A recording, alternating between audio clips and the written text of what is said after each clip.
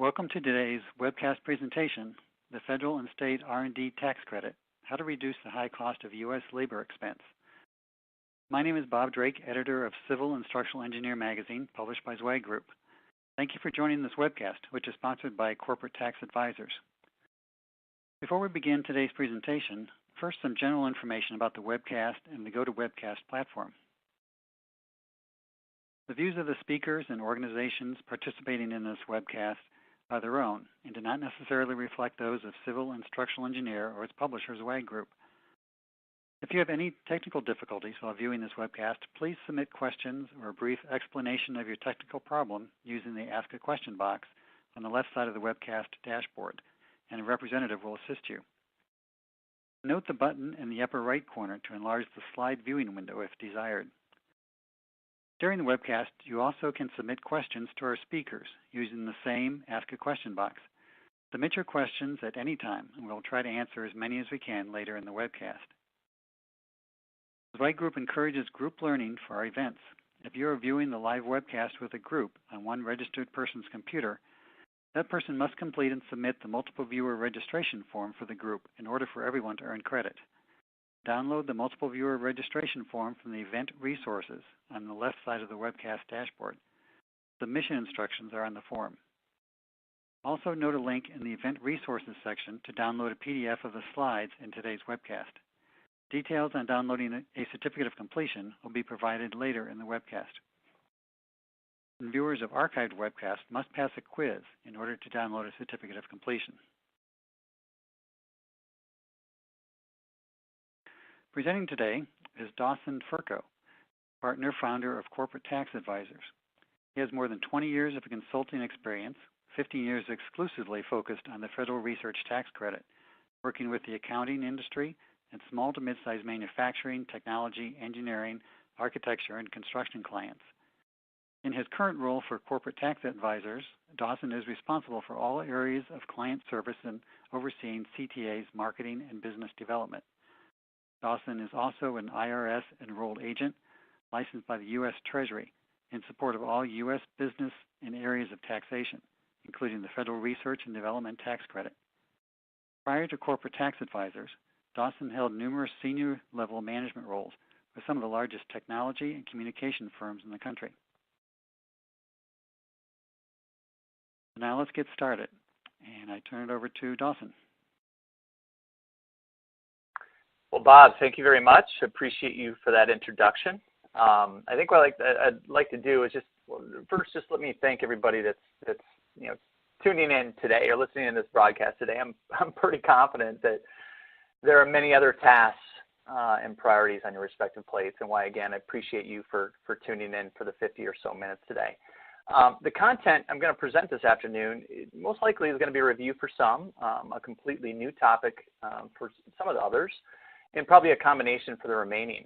Having been at this research credit for the last 15 years, my professional experience has been raising education and awareness around this valuable, what I'm going to call the U.S. employee wage expense credit. In my opinion, it's really the best way or proper way to understand and know this incentive, not just as the federal R&D or research and development tax credit as it's been titled since 1981 actually, but as a U.S. jobs or employment credit, helping maintain and grow U.S. jobs, but also bringing competitive parity with other countries who are offering similar and more lucrative incentives for the sole purpose of motivating business owners to move their businesses, operations off our shores and onto theirs, and quite honestly in the countries with much less limiting regulations.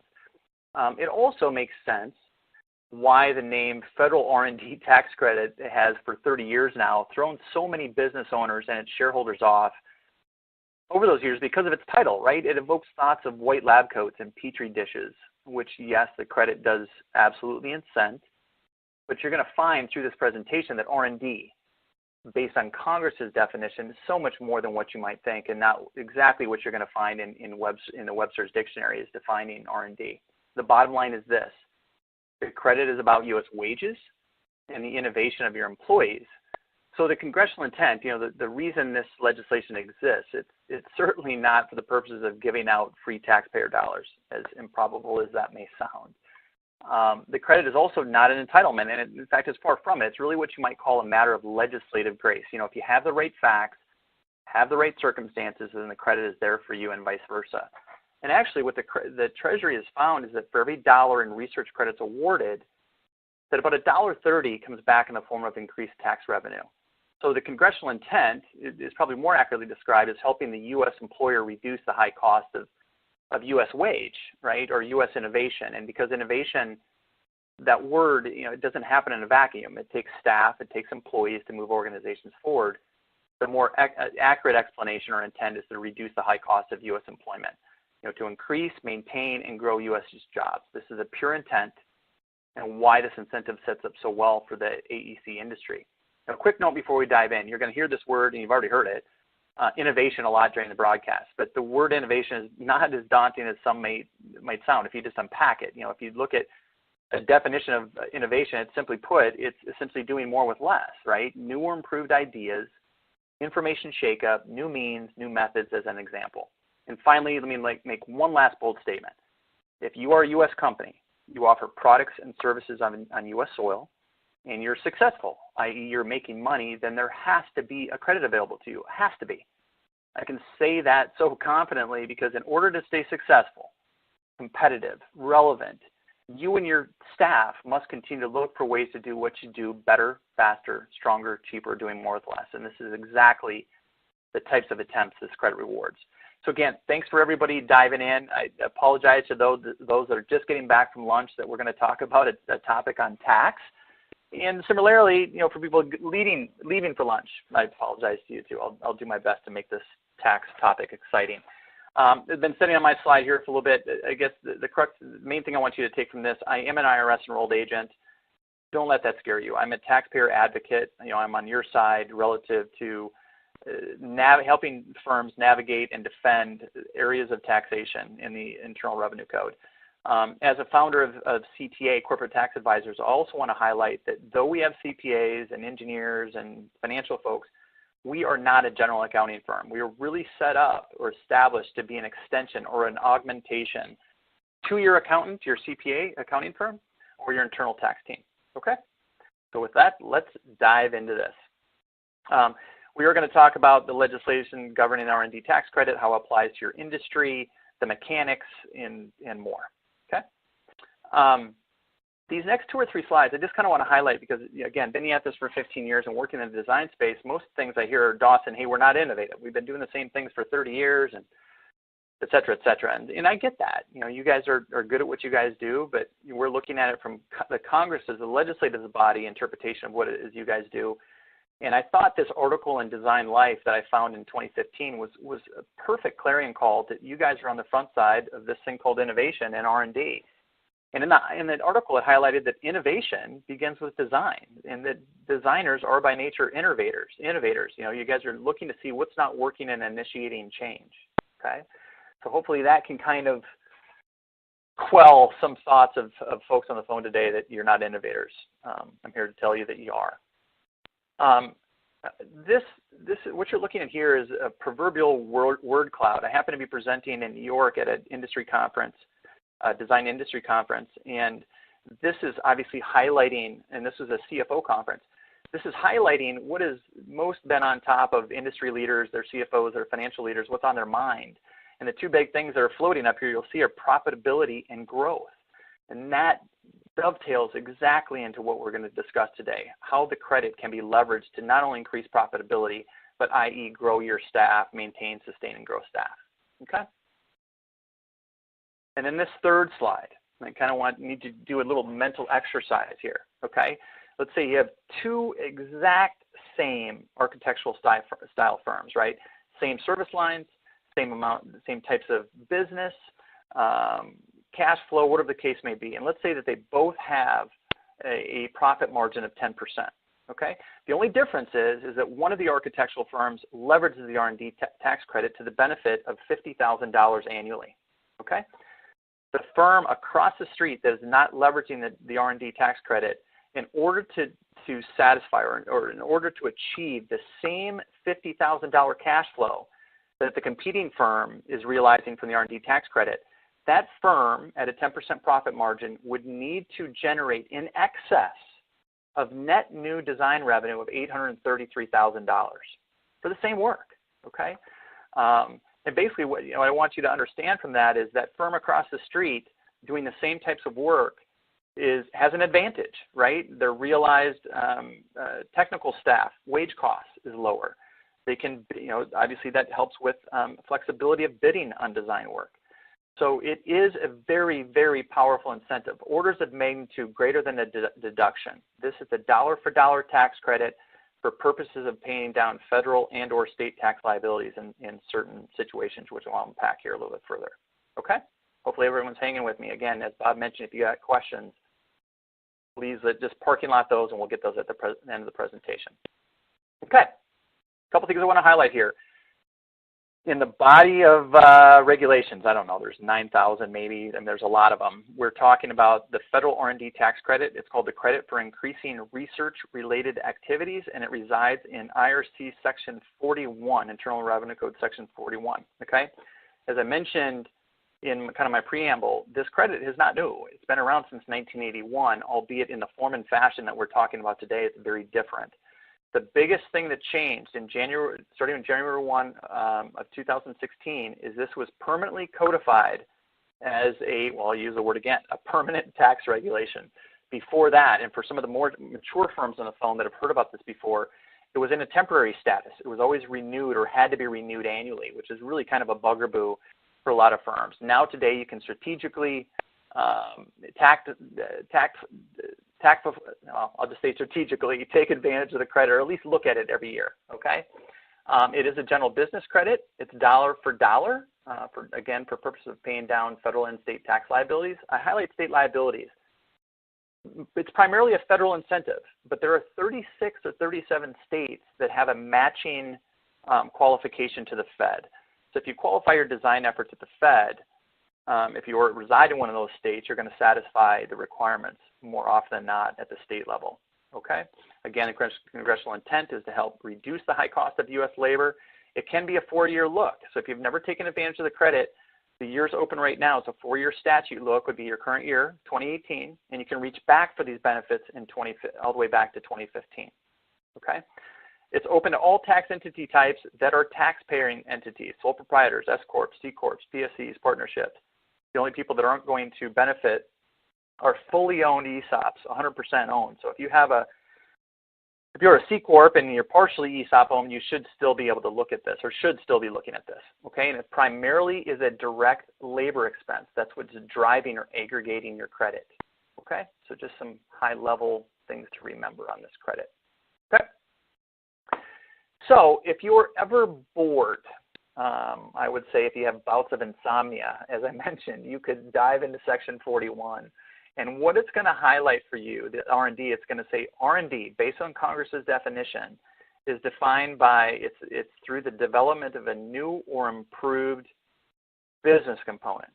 Okay, now don't get wrapped around these fancy words, business components. It's what you guys call a design or a job or a project design package. So the development of a new or improved design, okay?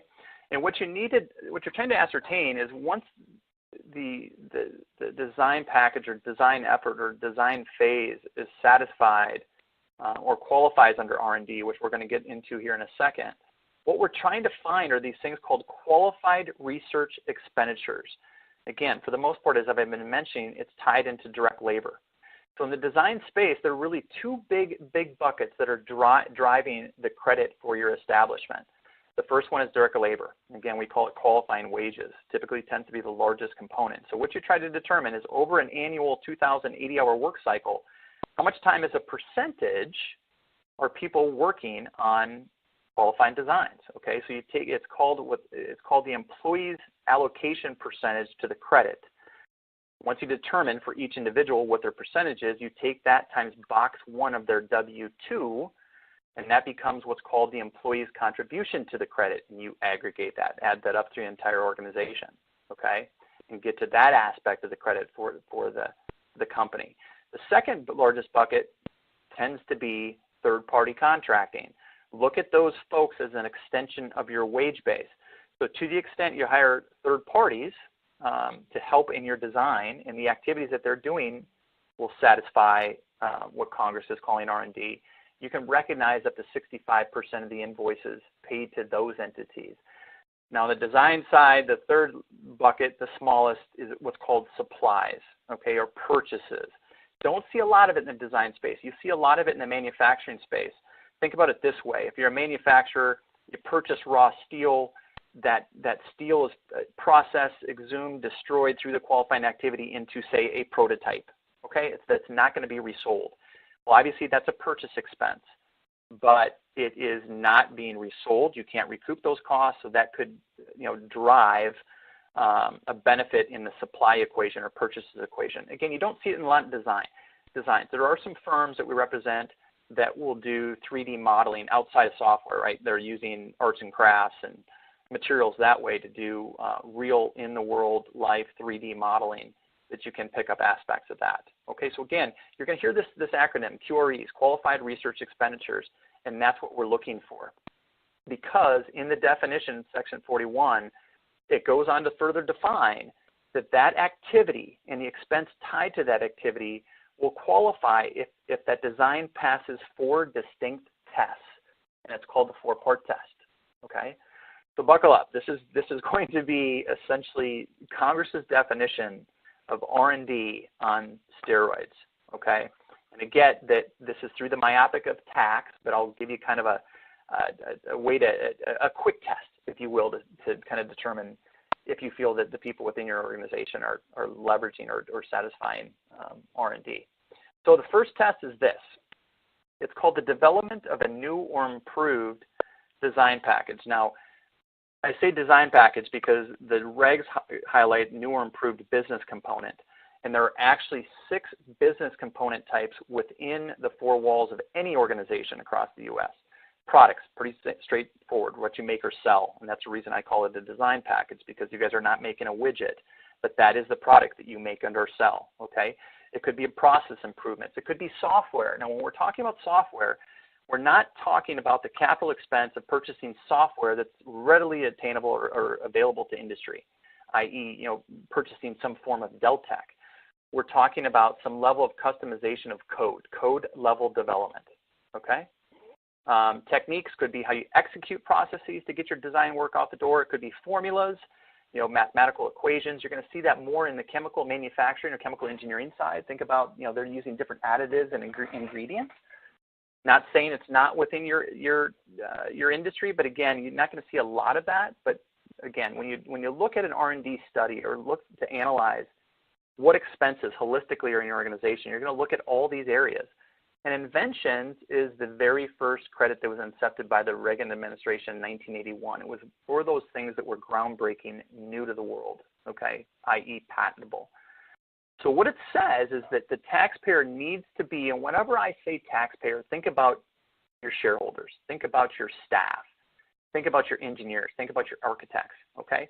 So your staff need to be attempting to do something new and or improved to that design's function, performance, reliability, or quality. Okay, it doesn't have to pass all 4 of those, but you have to be attempting. Attempting is a key word, right? It highlights risk. You're not spending money for the fun of it. Client has asked you to do something, and you're going to attempt to do something new or improved to that design's function, performance, reliability, or quality. Where you could be looking at improving your efficiency, process efficiencies, right? Getting better at what you do. And why are you attempting to do that? Well, we're attempting to do it to better our company, to stay competitive, to stay relevant, right? And we're doing something new or improved to our processes around function, performance, reliability, or quality. Again, attempting. You're not doing it for the fun of it. Okay? The second test. Second test is simply this. It's called the elimination of technical uncertainty. I like to call it the elimination of technical risk. Okay? And it says the taxpayer, again, your team,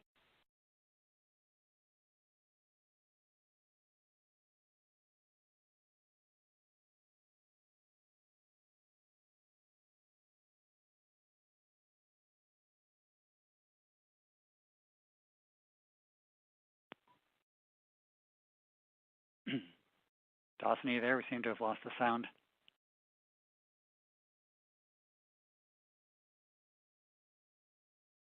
Okay, he got disconnected. He'll be calling in here in just a second. Sorry about that.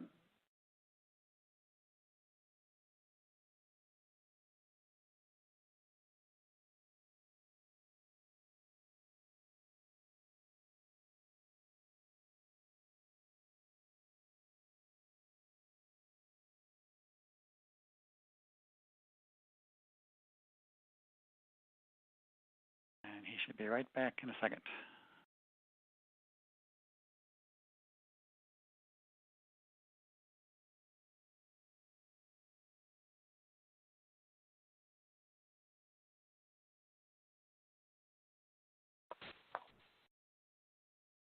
Hopefully I'm back. Yes, you are. Go ahead. Okay. Sorry, everybody. So second test, elimination of technical uncertainty, or what I had mentioned before, elimination of technical risk. And what it says is the taxpayer, again, your people, need to be endeavoring to discover information that was uncertain before you got started, okay? And the typical fact pattern that eliminates this technical risk or technical uncertainty is this thing called the appropriate and final design. You could get, and usually the way it happens, you get a demand or a request by your client to satisfy X in a design, right? And you bring that design or that aspect or that concept to, it could be 3, 4, 5, a half dozen different people. And because we're human, based on their interpretation of the facts and circumstances, they could come up with holistically different, what they feel are appropriate and final designs in that equation, okay?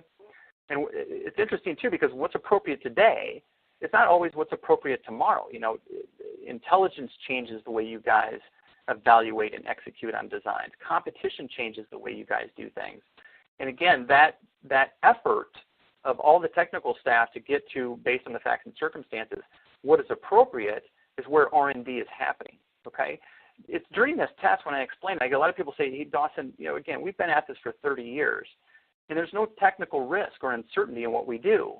And I get that, right? I don't say this as a derogatory sense, but you guys are in your fishbowl and you're very good at what you do.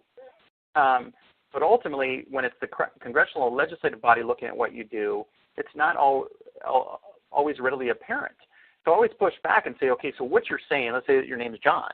So what you're saying, John, there's no technical risk and uncertainty in what you're doing. So in theory, your client could give a concept to your bookkeeper or a non-technical salesperson, and they could get to the appropriate and final design answer. Is that correct? And they would say, push back and say, no, they've got to have some knowledge or discipline in some aspect of engineering, physics, metallurgy, whatever the case may be, to get the appropriate and final answer, okay? So again, traditionally, this is satisfied through just working through, based on the facts and circumstances, trying to get to what's final and appropriate. And it's not always a direct A to Z, right? Things change through the design process and makes you reevaluate what's appropriate and what's final, okay? Let's go to the third test. All right, so out of these 4 tests, you have to pass all 4. But this I really highlight as the most important. This really epitomizes or showcases the congressional intent of what the legislative body is trying to do. And it's called the technological in nature test. And it says the taxpayer needs to be relying on some physical science, relying on the principles of a physical science to get the design effort out the door, okay? And we're talking about principles of engineering, physics, chemistry, biology, computer science, i.e. software, okay? Those are the jobs. Those are the know-how. That's the discipline, the intelligence of the folks that we're trying to grow, sustain, maintain here in the U.S., okay? Not to say, like, for example, I'll get a question like, well, hey, Dawson, you know, we're doing this overall corporate reculturing, if you will, about open book management. We're having everybody read the book, Who Moved My Cheese? Okay, great book, by the way. But if you think about that, that's more of a behavioral science, right? So again, it's still good for your organization, but it's not going to pass at least this test when it comes to R&D. Okay. Again, your people are relying on the principles of physical science, and relying on the principles of does not require that those individuals have a formal degree. They don't have to be licensed. They don't have to be certified. You know, through my years, I've met some crazy intelligent folks, usually on the manufacturing side, you know, usually in the tool room, Some of these guys don't even have a GED, but they certainly are relying on the principles of engineering or physics or metallurgy to get that tool making out the door or that die making out the door. Okay, so rely on the principles of does not require that your people are formally degreed. Okay, then finally, this is rounding out Congress's definition of R&D is this fourth test. It's called the process of experimentation. Okay, and what it says is the taxpayer needs to be evaluating. Again, your team need to be evaluating one or more alternatives in an effort to address the uncertainty they had in test number 2, okay? I highlight the word one because even if you get it right the first time, does not negate that time and effort or that wage expense tied to that effort from satisfying, okay? You'd certainly get an attaboy, great job, but it doesn't, again, negate your ability to take advantage of that design effort if you get it right the first time, okay? There are usually, in all the years I've been at this, there are really 3 major fact patterns that are highlighting this process of experimentation. The first is probably more formal than what anybody does on the phone, albeit we've all heard of it. It's called the scientific method, right?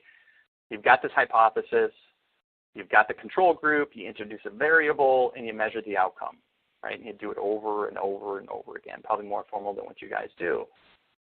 But what usually is satisfied, how you guys satisfy this test in the design space is through this thing called the evolution of the design, right? Through concept, through final delivery. If we've got some architects on the phone, we typically can break those all the way down to phase codes. You know, you're going to find a lot of your R&D qualifying expense in the DD, PD, and SD stages, design development, pre-design, schematic design. You're not going to find a lot of it in CA, in construction admin. You might find some in supplemental services. Relative to phase codes for engineering, again, just concept through the conceptualization all the way through final delivery, and then tried and true, probably my favorite process of satisfying this experimentation is trial and error, right? Just rolling up your sleeves and trying to figure out what's going to work based on now's facts and circumstances, okay?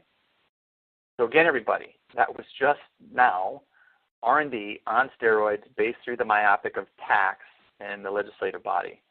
You know, if I had the opportunity, I do a lot of trainings around the country, and if I had the opportunity today and I was within your 4 walls and I had everybody in one room, I would certainly start the way that I did. You know, I have to give you this foundation of what Congress is calling R&D, but most people don't think through the optic of tax, right? They're not working over the design and saying, well, gosh, am I attempting to do something new or improved to this design? Am I leveraging the principles of engineering? Am I, you know, what's the appropriate, you guys aren't thinking that way, okay? But we've kind of developed what I call a quick test, right? Two simple questions that if I was within your 4 walls, I would ask these 2 questions, and the first one would be this. Did you do anything today that was a neck up, right? Using your head, i.e. problem solving, designing, drafting, conceiving, contemplating, resolving uncertainty, evaluating, testing. I think I probably said those, but all those INGs. And then did you do any of those things in an attempt, right, to make something better, new and improved, back to that first test? Because there's a great chance that if you answered yes to those 2 questions, that what you're doing on a fairly systemic basis at some level, on some certain phases of your design efforts, you're going to satisfy the 4 tests that we just quickly went through. And then you just need to identify or understand in aggregate how much time as a percentage are my people doing those things, okay? So again, that's R&D right there. And then you'll get the logical question, well, okay, Dawson, I'm in this discipline, this area bent, I'm in structural engineering, or I'm an MEP, or I'm just purely an architectural firm, landscape architecture, or geothermal, whatever the case may be. What types of activities do you see that lend to qualifying activity? Now, I get that all the time. And a lot of people ask, hey, Dawson, what about this? Would this type of service or this type of activity qualify? And I'm always going to push back to the client and say, okay, well, let's analyze it through the 4-part test, okay? So these next few slides I'm going to show you, understand these are absolutely not exhaustive of every type of service offering or business component or design effort you guys are working on. These are just going to highlight, you know, right here, the design space, but, you know, use of 3D modeling, improved lighting, improved ventilation. And you always say, okay, what am I attempting to do, new or improved, to this ventilation system? You know, why am I doing it?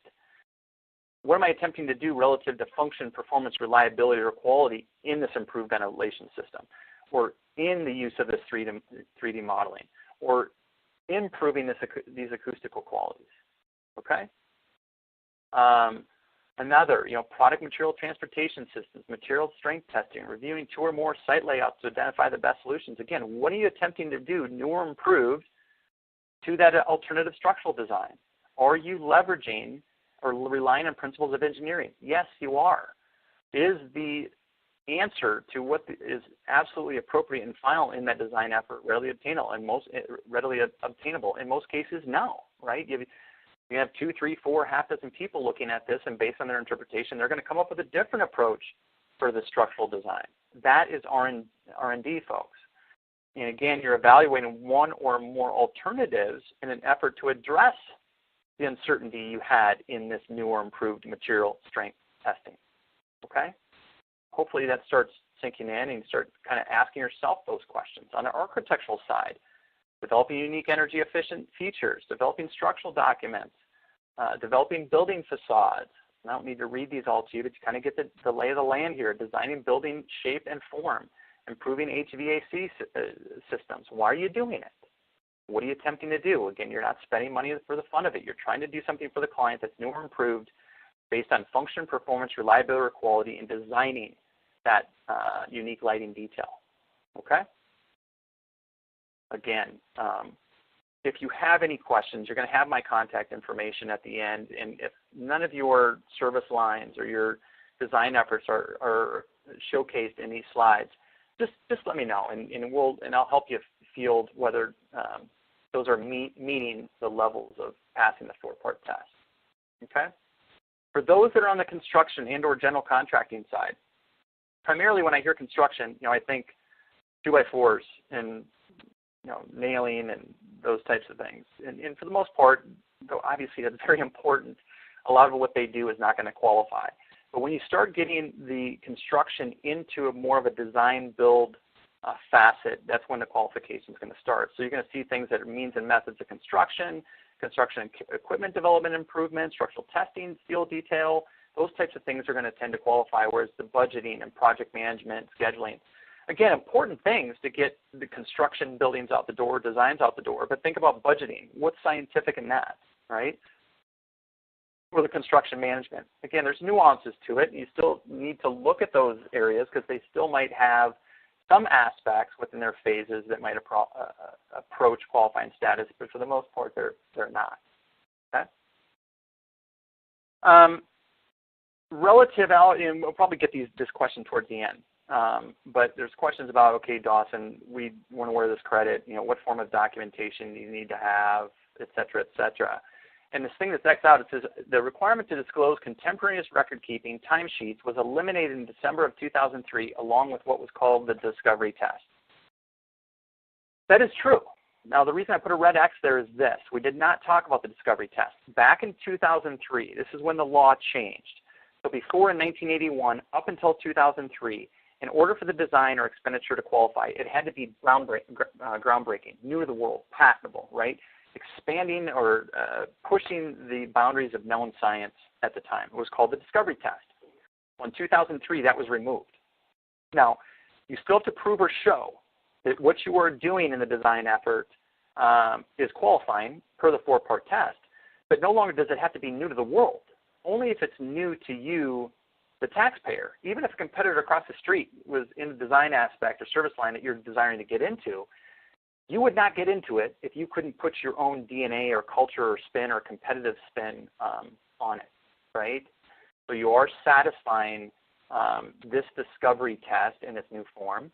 And even though this thing highlights that it eliminated the need for timesheets, everything is based on interpretation of the IRS, right? Even though the legislative body says this is removed, the IRS always has different definitions. So you do have to have what I would call a good nexus. You need to have a good connection between the qualifying aspect of the design and the qualifying wage, which is beautiful for the design industry, the AEC industry, because you guys have good records, good project accounting data, good timesheet data, good phase code data, okay? So don't be alarmed. Number one, if you've never taken advantage of the credit, you weren't aware of the level of documentation that you needed to have, so you do get a pass. And we're not going to get into this today, but it's called the Cohan Doctrine. It basically just says, hey, you weren't aware, so we're allowing you to take the credit, but now moving forward, you need to be aware of the level of documentation that you need to have, okay? And there is significant case law supporting the taxpayer's ability to estimate their time on R&D, not only as a new claimant to the credit, but even for those firms moving forward. You know, we've got some very large design firms that take advantage of the credit, and we'll evaluate not every single design effort, but we'll look at a good dozen, baker's dozen, to be able to say, yeah, this is the type of systemic work and consistent work that this design company is doing, and then you can extrapolate that to the rest of the universe of your projects. Okay? Now, this is a very important slide, specifically unique and distinct for the design industry. Okay? And for the more mature firms on the phone, you're going to understand this very, very closely, or get it. You're going to understand, I guess, is what I'm saying. Even in the design space, even if your design passes four distinct tests, passes the four-part test, right, i.e. that design effort qualifies. In most cases, that means the qualifying wage tied to it is also going to qualify. It's unique or distinct that even if you have that, but you butt up against what's called a statutory exclusion, that it negates the credit for you. Okay, so there is this growing list of what are called statutory exclusions. So even if you have the proper work or qualification, if you butt up against one of these, it's going to negate the credit. For example, there is a statutory limitation or exclusion for what's called foreign research. Okay, so let's say that you are customizing some code, like we're talking about software here. Okay, but you contract an entity or an individual that's off U.S. shores. Let's say they're in India. Okay, certainly the work that they're doing is going to satisfy the four-part test, but because you're paying the expense non-U.S. based, it's called foreign research, that activity is not going to qualify, or at least the aspects of the dollars paid to that entity are not going to qualify. Okay. The big one in the design space, the statutory exclusion we're going to talk about here, is for what's called funded research. Okay. And basically what it highlights is that if your design, and this makes sense because in the design space, you're not making a widget for yourself per se, right? Someone's paying you for those efforts, okay? And if these are the three contract types that really kind of negate or enhance your ability to take advantage of the credit, okay? So if your firm, majority of your contractual agreements are based on lump sum, fixed bid, okay? Even if you're paid 100% of the time over 30 years for all your fixed bid contracts, what it highlights is that it's a risk to the extent the research were to fail. Who's left holding? Who's at stake for that? And typically in most fixed price contracts, it highlights the risk that's on the design side. Okay? More often than not. So that's going to be a favorable contractual agreement for those on the phone that are using lump sum contracts, fixed fee. Okay? The opposite, the very bottom here, is cost plus time and materials contracts. And when I talk about cost plus time and materials contracts, I'm talking those without a cap, okay? Purely cost. I'll call it an open checkbook.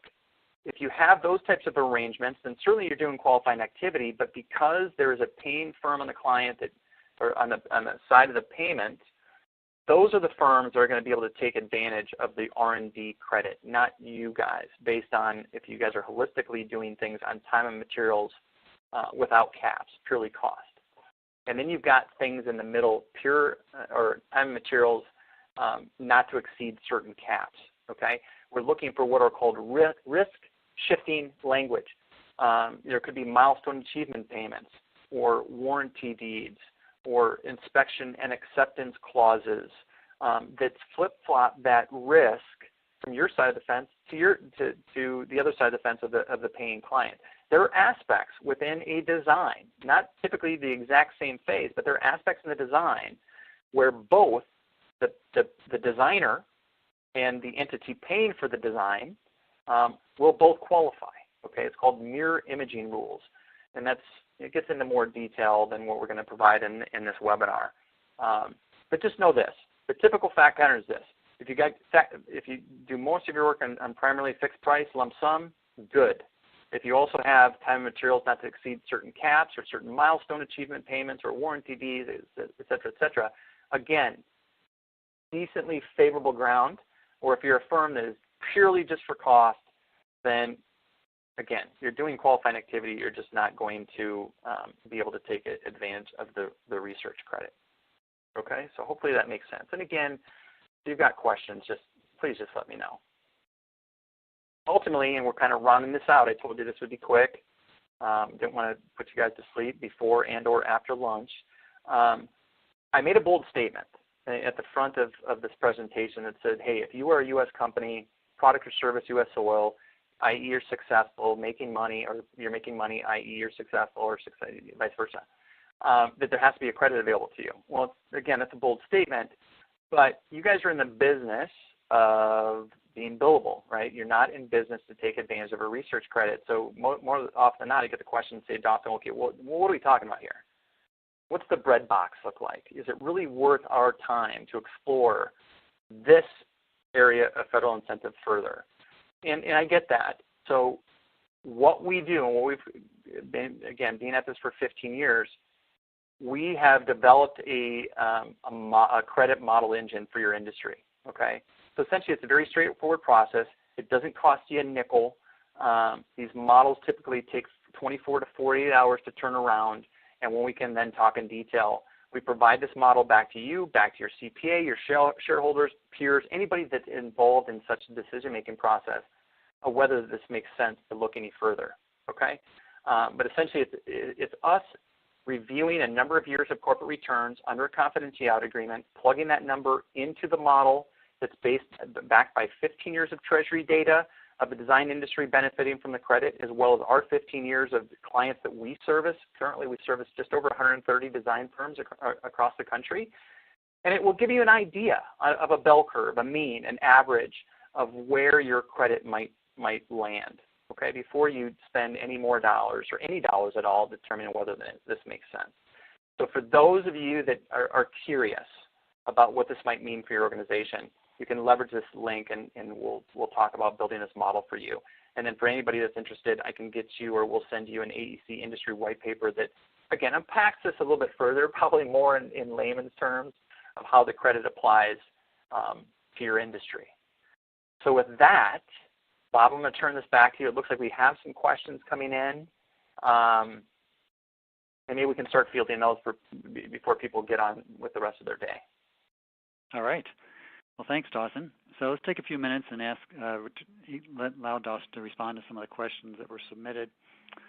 Start with this. Why have I never heard of the credit? Is this for real?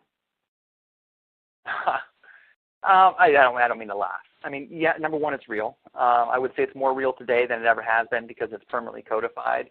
But at some level, we need to give your CPA a break. Again, we work with a lot with CPAs, and the way I like to parlay it is this. Your CPA, the body of tax law, is the largest body of law in the world. I mean, it's absolutely ridiculous. But think about them kind of like a general practitioner, a doctor, right? There's a body of medicine out there, and certainly if we went into our doctor and there was an issue with our knee, they would know the anatomy of the knee, right? But if there was an issue with the knee, what are they going to do? They're going to say, Dawson, you probably should go see an orthopedic surgeon or orthopedic. Similar to this, CPAs, they're very good at their bread and butter tax and accounting. And in some instances, people, some of them are aware of this credit and they do employ the credit. For the most part, because they don't employ degreed engineers that can view into your organization and really align expertise to expertise, determine what would qualify, they're just not comfortable with it. Okay, so that would be my best and fair answer to that question.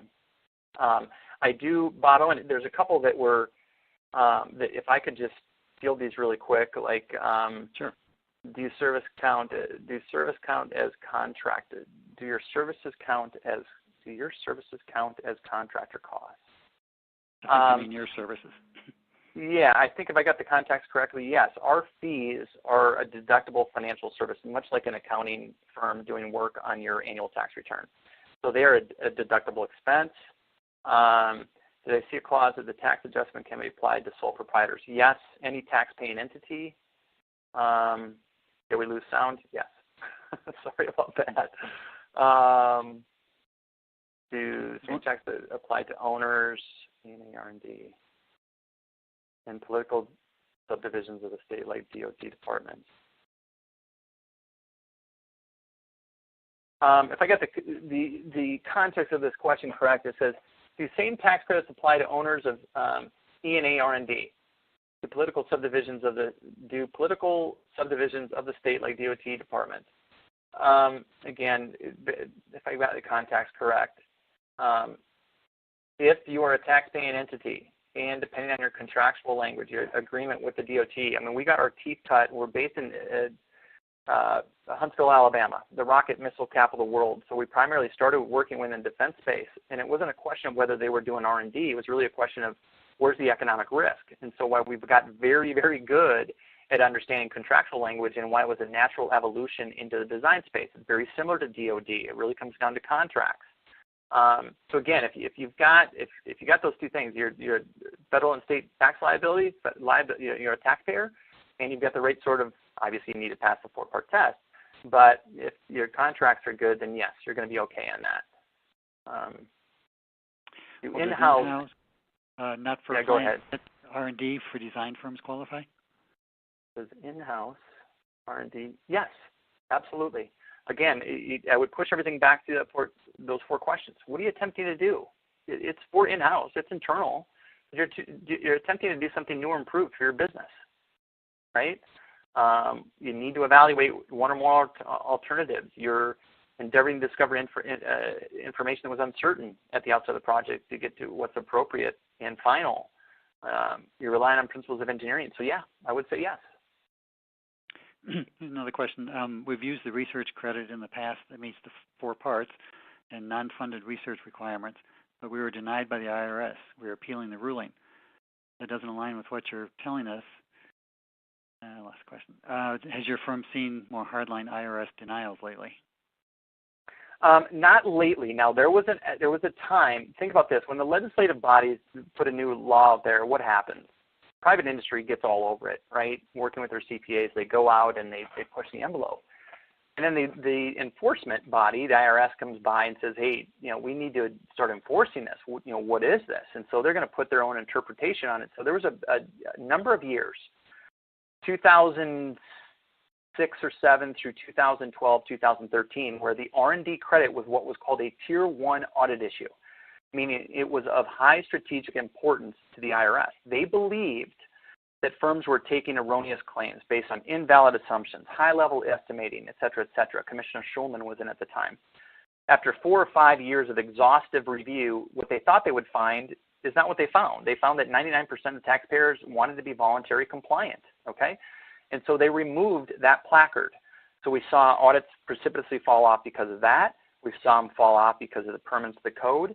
We saw it fall off because the way that you compute the credit, you have to establish what is called a base period expense threshold. Remember, it's a credit for increasing research-related activities year to year. So you have to establish some baseline. Well, there's 2 computation methods. I know we're getting a little deep here, folks, but the one computation a lot of people use is this thing called the alternative simplified method, meaning in order to establish the base, all you had to do is look at the 3-year trailing average of qualified research expenditures prior to the first year you're taking a claim. So for example, if you're taking a credit claim in 16, you look at 15, 14, and 13. Well, back up until July 2014, I think, you could only use the ASC method on a timely filed return, okay? You had to use the regular credit method before that. I mean, you had to reach back to the mid to late 80s if you were in a historic company to establish your base period. And a lot of people didn't have that documentation, and that's what the IRS fully combated. They're saying, hey, listen, John, your organization is transformed 80% since 1985. We believe that you're making high-level assumptions and valid estimating and then negate the credit. So there's a lot of firms that had never taken advantage of the credit. They may have heard about it in 2014, and they had the ability to reach back 3 prior years, so they're doing a 4-year study. And the IRS at that time was all over these, okay? And some of them gosh, I've heard some nasty length of time for firms to be audited. But again, it was really, and it was all almost as distinct or unique as the auditor, right? Personality of the auditor. Some firms would some IRS agents would rubber stamp it. Some would put ego into it and disallow every claim. But that is not the environment today. Certainly, it's still going to, at some level, going to be looked at. Not always, but it all depends on, sometimes it's geography. Sometimes it's, size. More often than not, what I'm seeing, to answer and finalize this question, we see it on size. For the most part, we're going to see audits on firms that are taking advantage of credits that are in excess of $250,000 annually and above. Okay, do you see some nuances where it's lower than that? Yes, but it shouldn't frighten you if you do, again, and most design firms do have good qualifying status. And then unfortunately, again, sometimes it just comes down to the personality of the auditor. We could spend a whole presentation time on how to navigate and successfully get through an audit of a research credit. But I will tell you, in the years that we've been at it, the numbers are less than 2%. And I think nationally, though I'm not supposed to say percentages, it is a small percentage relative to the amount of claims that are sent in. I hope that answers it. Let's go with one more question. Can a developer who purposely hires an AE firm to design something that meets the criteria take the credit as well? If so, on the qualifying construction amounts and the AE amounts? Yes. It depends on the construction, right? The types of construction. If it's just, framing, more often than not, if it's just for residential housing, it's not going to pass muster on one or two of the tests. But if you've got a contract, a fixed bid, so you offer a fixed bid to the construction firm, then you are on the hook. So again, it's really going to come down to contractual language on that. Okay. Well, answers to all of the questions that were submitted today will be available online within a few days at csengineermag.com/continuing education. So please check there for further discussion about today's topic. As we finish up, please download your certificate of completion from the Event Resources section on the left side of the dashboard. And after downloading the certificate, enter your name in it and print and save a copy of the PDF. Note that the certificate will be available only during the remainder of this webcast. A hard copy will not be mailed or emailed to you. If you are watching the live webcast with a group on one person's computer, please remember to download the multiple viewer registration form and complete and submit the form to receive credit. Additionally, this webcast has been recorded and will be archived on csengineermag.com/continuing education. For viewers of archived webcasts, click on the quiz button on the event on the CS Engineer Mag website to take a quiz on the presentation. Archive viewers must pass the quiz in order to download a certificate of completion. So thank you to Dawson and to everyone who joined us today. This ends today's webcast. Yeah, thank you, everybody. Have a great rest of your week. And again, if you have further questions, please feel free to ping me. Certainly will never compel. I'll just offer the, answer your question and do my best to continue increasing your education awareness around this area of the code. And again, thank you.